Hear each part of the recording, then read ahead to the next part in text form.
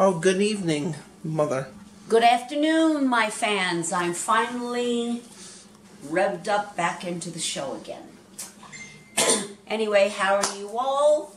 I'm hanging in there. Sorry I missed you all for a while.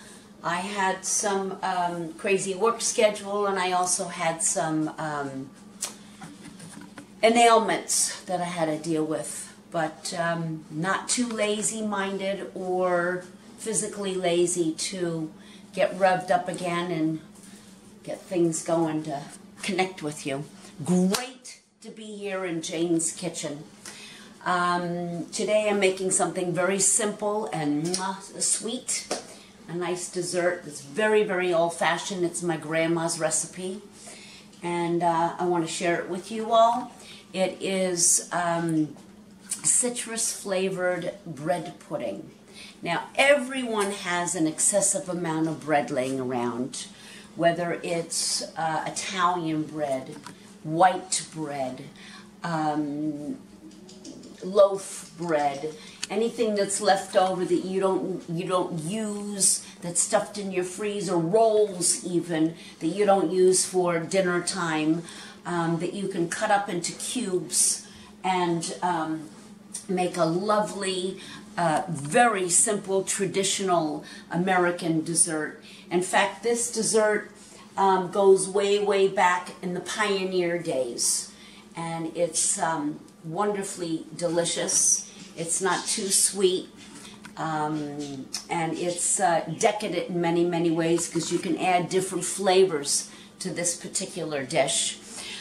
Today I'm using freshly ground lemon rind that I prepared and lemon juice. You can use orange rind with orange juice or mixture of lemon and orange. You can use nuts in this. It's sort of like a little cake, a square cake, like a brownie that you cut up and devour with ice cream or whipped cream or just plain. But it really, really is, it's a nice, simple, low-down, low-keyed, old-fashioned dessert. You can also marbleize it by swirling chocolate in it, or baking it with chocolate chips on the top, with any kind of raisins or nuts. So traditionally speaking, I'm making it quite simplified. And what I did was cube up 3 cups of 2 different kinds of bread. Challah, which is a little bit of a sweet bread like Hawaiian rolls, and I cubed it up. And I'm using 2 cups of granulated plain sugar. I'm going to beat in 5 eggs to this mixture, and all mixed up together. I'm going to let it soak for about 10 minutes, and then I have the oven set at 350. And I have a water bath, which is very, very nice to have a greased Pyrex dish or a cake loaf or a cake pan. You can make it even in a souffle ramekin, a large ramekin, but anything that's well greased. But I use a water bath because it's really mainly the derivative of this once it's baked is a custard. It's a bread custard. So the water bath assists the baking in making it into a nice tender custard instead of making it into a piece of cake, which is it stays wet, it's not dry. So we're going to mix up all the ingredients. I've got my beater. This is simple hand beater. Whip up the eggs.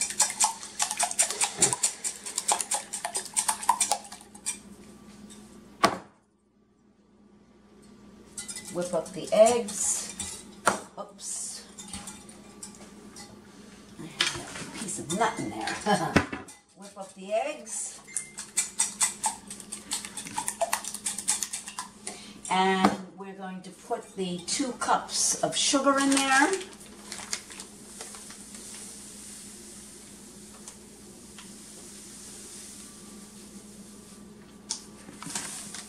as directed and mix that together.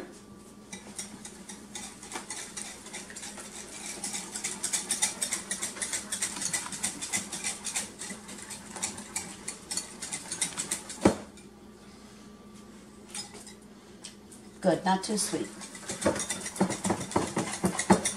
And then I add 2 cups of plain milk.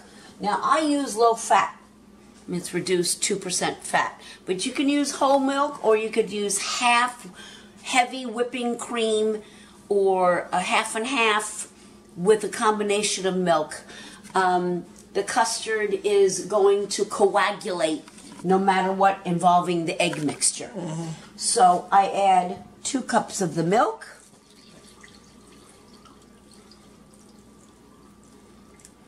And mix all of that together, of course. Incorporate it.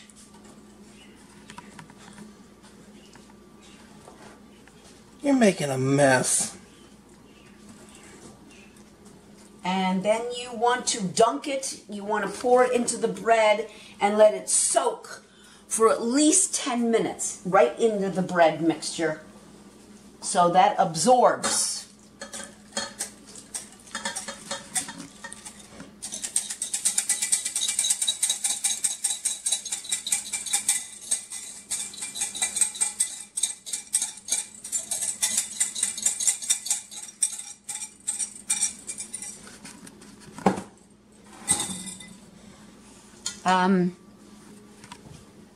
Then you want to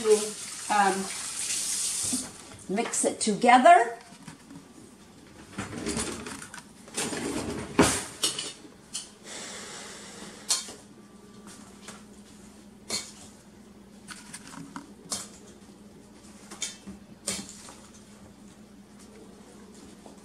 And sit it at room temperature.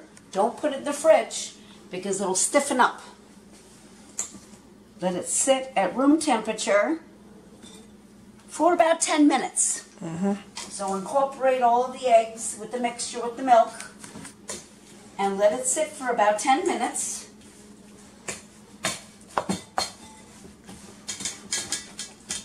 There we go. The mixture's going to sit for about 10 minutes.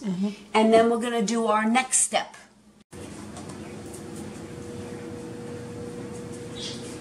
Jane's Kitchen, back for segment number 2.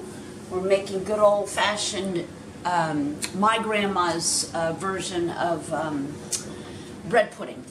So we took a break and let the custard-like mixture absorb for 10 minutes. And you see it's a nice consistency, all absorbed, like sort of like you make a batter for French toast and you soak the bread into the egg mixture. But now we're going to add our most wonderful, delicious flavorings. So we're going to put cinnamon, ground cinnamon. I use it randomly because it goes by taste.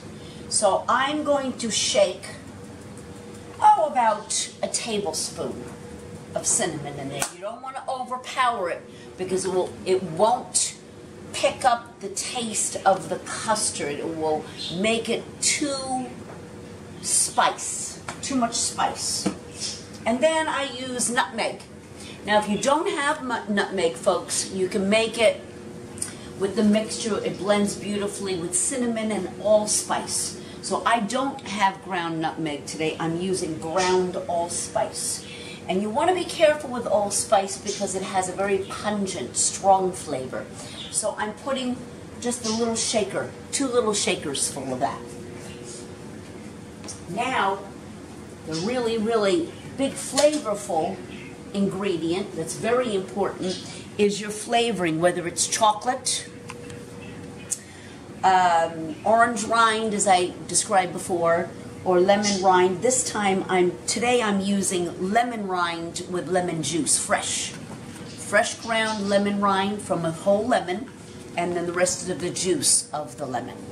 And I'm going to mix that in to your custard with the bread. Make sure you get all of that nice, good, delicious, good stuff. And you're going to incorporate it, mix very, very well, so it has even flavor amongst all of the ingredients.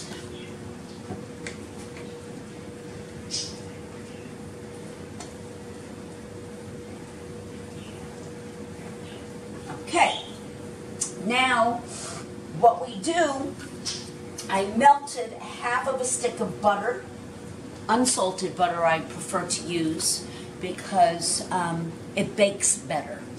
The consistency of salt, you can add a little pinch of salt if you like a little salty, tangy flavor, but I use unsalted because of the polysorbates and the sulfate levels of the salted butter. It's a little overpowering with sodium content. And I've always learned to bake with unsalted butter. It gives it a nicer consistency, not such a salty flavor. You can add a pinch of salt, but I was born and raised with unsalted butter due to that my family had sodium sulfate problems with their blood pressure and their heart levels. So I'm accustomed to this. So half a stick of melted unsalted butter, add to a cup of chopped pecans I'm using today. Now if you can't find pecans, I chopped them fresh. You can use chopped walnuts. Any of this bread pudding is like the kitchen sink. You can basically throw mostly anything in there to make it a lovely dessert. Chocolate, orange, lemon, chocolate chips, nuts, raisins. My grandma used to throw in there golden raisins, which makes it very flavorful. They plump up when they're baking in the bread, the pieces of bread. Today I'm using pecans. And we're going to incorporate that in the melted butter so they get nicely well coated.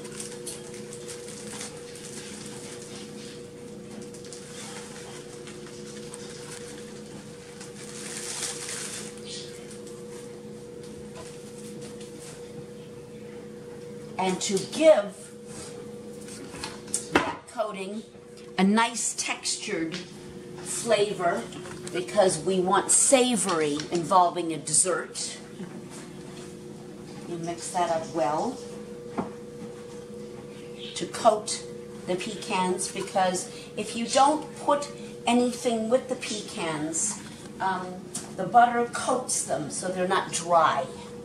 They don't come out dry and, you know, like a crumbly dry, or dry flavor-wise. So this is sort of like the nuts make like a cobbler style, you know, on top of the pudding, the bread pudding. And then to mix with that,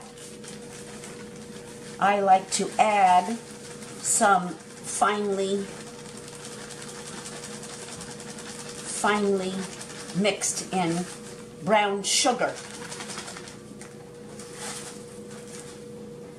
Or if you don't have brown sugar, you can always use sugar in the raw. And sugar in the raw looks like this. I can use that too, turbino sugar, cane sugar. If you don't have brown sugar, that's another substitute. But you're not going to make this a low-calorie dessert by using Splenda or Equal, because it won't bake well. It'll just be runny and loose and liquidy with an artificial sweetener. So you want to use the really nice ingredients to make this mixture. So here is the butter, chopped pecans, and brown sugar.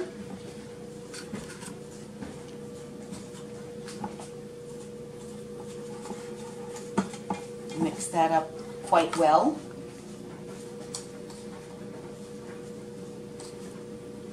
Okay, now we take our bread mixture and we're going to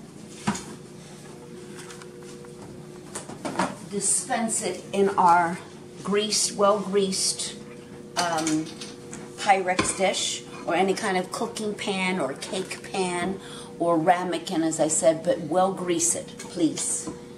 And put that in there with all of our goodies, our lemon juice, lemon rind, eggs, bread, milk, sugar. Evenly disperse it in the pan.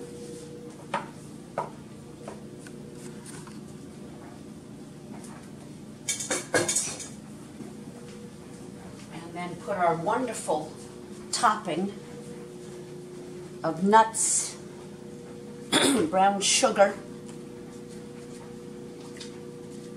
nuts, brown sugar, and melted butter on top of there evenly. Coat all the mixture like you would coat a cake with the icing.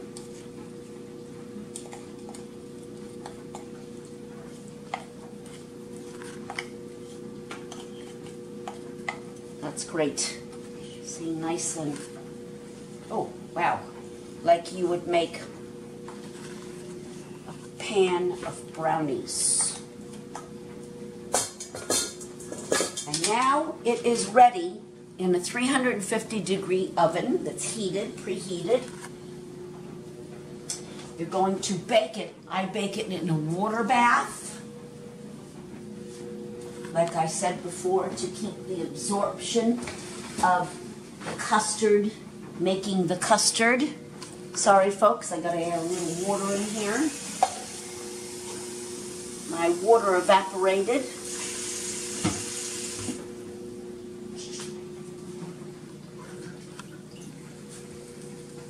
Voila! Bake that baby 350 degrees in a nice water bath for about 20 minutes. Check it. Take it out of the water bath. Put it individually by itself on the rack. Bake it for about another 5 to 10 minutes to make sure the top is nice and set and crunchy and crusty. Just keep on tending to it because it's like tending to a little baby. Dessert making is measurement, browning it nicely, and babying it nicely. Okay, folks? See you in another 20 minutes. Thank you. Hi, folks. We're back for segment number 3. Sorry that you had to be in hesitation, wait, frustration, whatever, high anxiety ridden, but well worth it, guys. Anyway, 350 degrees, took it out of the water bath, sat for 20-25 minutes. Now, I had stuck it on the bottom shelf all alone, isolated by itself for another 10 minutes.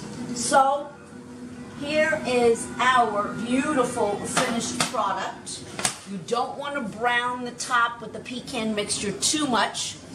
Golden is the perfect scenario for the end of the product. And then I know that it is ready because I'm going to test it with a fork.